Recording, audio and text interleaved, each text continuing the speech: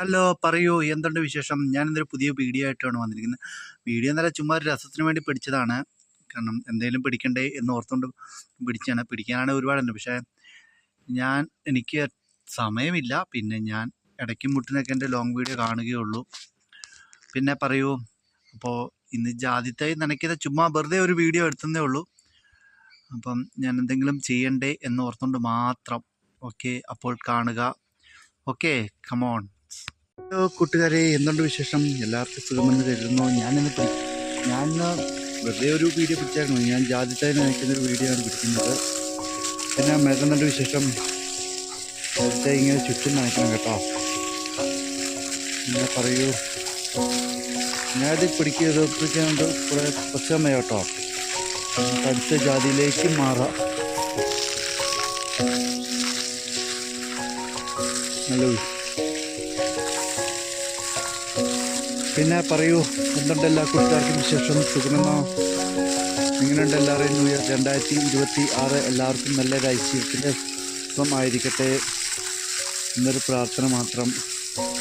അങ്ങനെ ഞാൻ ജാതിത്തായി നനച്ചുകൊണ്ടിരിക്കുന്നു. മറ്റു വിശേഷങ്ങളൊന്നും തന്നെ ഇല്ല. എന്തെങ്കിലുമായിട്ടൊക്കെ വീഡിയോ പിടിക്കണ്ടേ എന്നോർത്തുകൊണ്ട് ഞാൻ പിടിക്കുന്നതാണ്. എന്നെ കണ്ട് സപ്പോർട്ട് ചെയ്ത എല്ലാ കൂട്ടുകാർക്കും ഒത്തിരി സ്നേഹത്തോടെ നന്ദി ഞാൻ അറിയിക്കുന്നു. ഇതിപ്പം നല്ലപോലെ നനയ്ക്കണം. ഞാൻ തന്നെ വീഡിയോ പറഞ്ഞിട്ടുണ്ട്, നല്ലവണ്ണം നനയ്ക്കണം. ഇതിനൊക്കെ നല്ലവണ്ണം വെള്ളം വേണം കേട്ടോ. Okay, thank U. പിന്നെ പറയൂ, എന്തുണ്ട് എല്ലാവർക്കും വിശേഷം? സുഖമാണോ? ഞാൻ സുഖമായിരിക്കുന്നു. ജാതിനെക്കുറിച്ച് എന്തെങ്കിലും